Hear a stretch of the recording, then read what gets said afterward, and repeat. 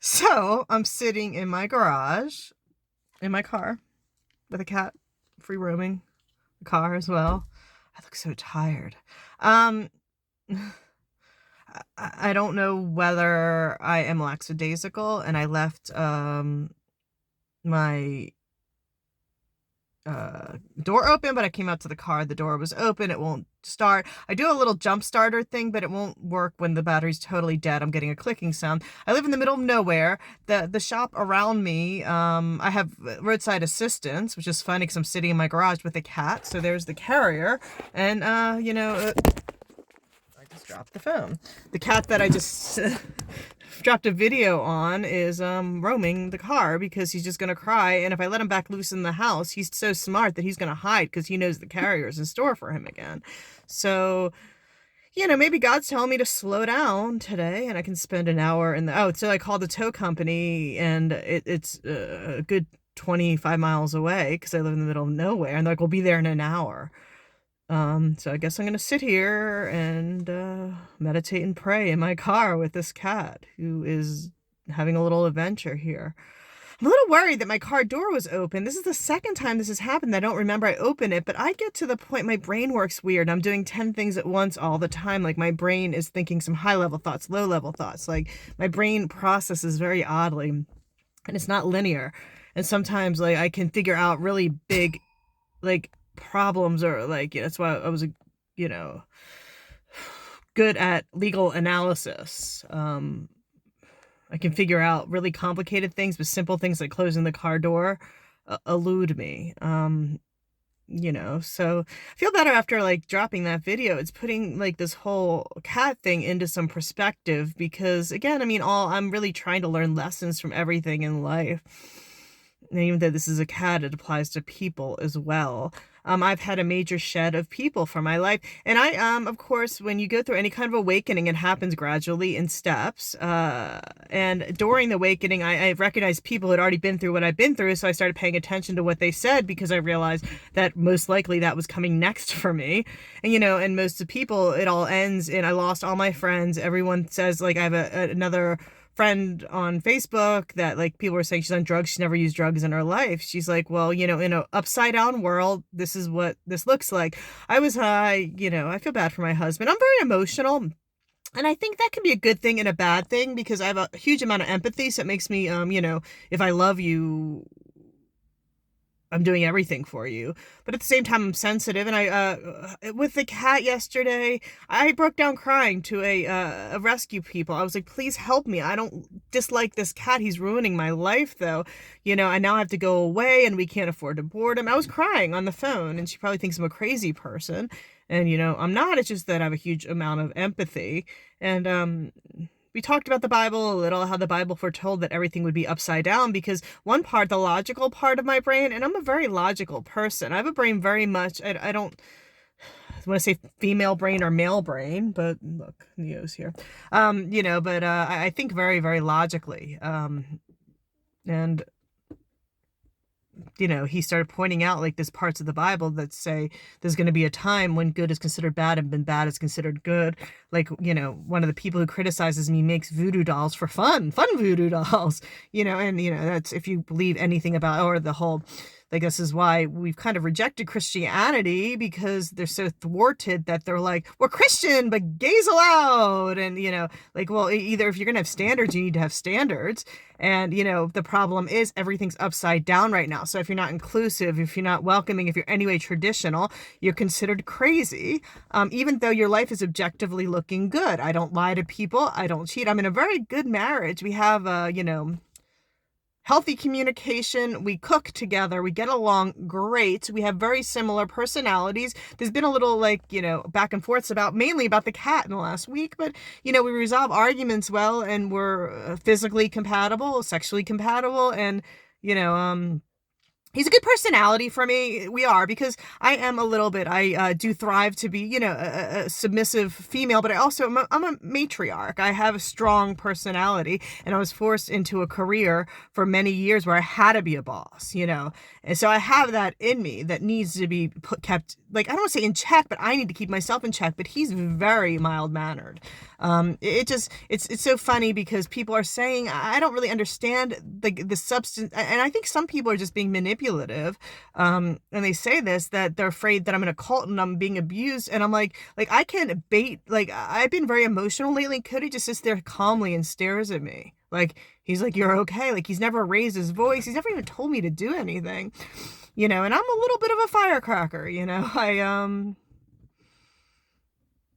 I totally understand my place in the marriage, and I respect that. But also at the same time, I have a lot of energy, and I have and he mellows me out. We're a good match, when it comes down to those things. And then people say, like, we think you're abused. I'm like, yeah, I made some changes. When you realize you're living life wrong and the world's living life wrong, you make changes right away. Like, when I realized I came to God, it was a second. I made many videos about the moment I came to God. I didn't know what the word Hebrew meant. I hadn't read the Bible in 25 years. I hadn't been in church in 20 years. And God came to me, and I changed that second. The funny part about it was, maybe outwardly I didn't change. I think people like being around me more because I don't lie and I help people, and as long as it's to their advantage, it's fine. But then I think change happens and gradually incremental, and this was a big change that I kind of associated with a faith, and I started covering my hair, which again, like, that to me is like, I just has given me much. My nose is running because I'm outside and I have a cat walking all over me. Like, the covering the hair has been so symbolic to me, because I know a lot about the BDSM community. When I was soulless, I wove in and out of that, and it's so funny because what they're trying to do is sexualize traditional gender roles, and it's not looked down at. Like, people can walk around with like a shirt that says slave, or on them, and that's considered like a little edgy. But and that shows, my dom is masters me. And if a hair covering shows that you are a married woman, which I want people to know I'm a married woman, why wouldn't I want people to know that I'm a married woman? We don't wear wedding rings in the faith. So like, I'm seriously dumbfounded by the whole thing. Like, I just, part of me making all these changes was, they were so logical to me and so intuitive, and I had no problem. And I'm like, every step of the way, I feel lighter, I sleep better, I'm happier, I'm a happier person, and I'm a better person, and people want to be around me. But two people have said, someone in my life, my past life, is not liking the changes I made, and is saying that I'm in a cult and I don't understand. Like, I truly don't understand. I've never given any money to anyone. I've never been forced to do anything. These are things that came logically to me. I'm living like, I'm eating well. I look good. And my body's in the best shape it's ever been. I feel better. Everything's better. Like, I'm in a great relationship. Ever since my first marriage, which was a good marriage, that ended in 2004. That was 20 years ago. And I've never been in a good relationship since then. And I finally found a good relationship that we talk things out, and we play games at night. We play Uno at night, and, we have a healthy physical sex life, and we kiss and hug and cuddle on the couch and watch Netflix documentary. We have a normal, like, marriage, and I cook for him every night, and I love cooking for him. Not only every night, like 2 nights a week, he gets in the kitchen and he cooks, and we do things together, and it's beautiful. And it's just so frustrating to see the dissonance, because, like, like, how do you, like, nothing's wrong, like, this is the best I've ever been. But Cody did say yesterday, and then I had 2 other people say in the last, like, 48 hours, people who were benefiting, from you having weak boundaries or not being as strict to the standards you set for yourself on others, are going to stop liking you. And people who are afraid of the truth are going to stop liking you.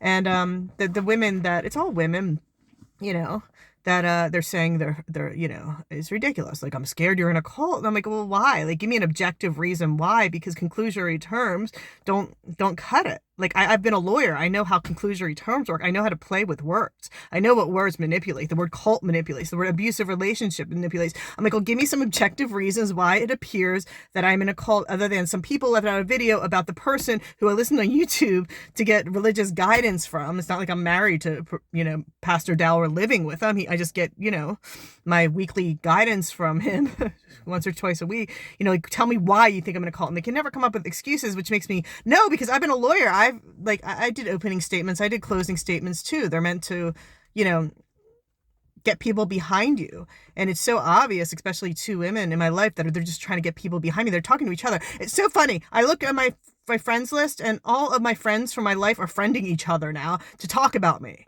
I'm like, and they're in the guise of being worried. And I believe they're both in matriarchal marriages. And this is really true. If you're in a matriarchal marriage, you're going to have to give up a lot to do the right thing, because you have, like, you rule your husband. You can do whatever you want. If you want that, your husband wants that, more power to you. It's not, I don't think, it's not biblical, and it's not appealing to me, but I understand how women in matriarchal relationships, by matriarchal, I mean, like, they tell their husband, get over here, get me the remote, and they'll get the remote. Get over here, get me milk, and they'll get the milk. They yell at them, and then they tell them, they set the rules. And society encourages that. And if you're in that relationship, I told Cody yesterday, I'm like, yeah, basically you're giving up a slave. Like, if you, give up a marriage like that, it's you have a personal slave, and society helps you, and the men can't get out because they are slaves, because the legal system isn't going to help them. I've known as a father's rights attorney, so many men out there are stuck in relationships that they can't leave because the legal system isn't going to protect them. They're going to lose all their money, they're going to lose their children, and they have to do what the woman says. And I don't know, and I don't care about other people's marriages. I really, really don't. I really don't. I don't care if you have 5 wives. I don't care. Like, as long as nobody's being abused and everybody's happy, that's fine. Everybody's consenting. So these men consent to that. That's fine. But I don't know if the men know they have a choice. And I think that a lot of women that are mad at me right now are running the gamut. They're like, I'm boss, and my husband would tell me what to do. I'm like, cool. That's fine with you. Cool. I don't care about your husband. That's very unappealing to me. He's kind of a pussy. If he lets you tell him what to do, and I wouldn't feel safe in a relationship that my husband let me, like, tell him what to do, and the whole equality thing is bullshit. Like, we're different. To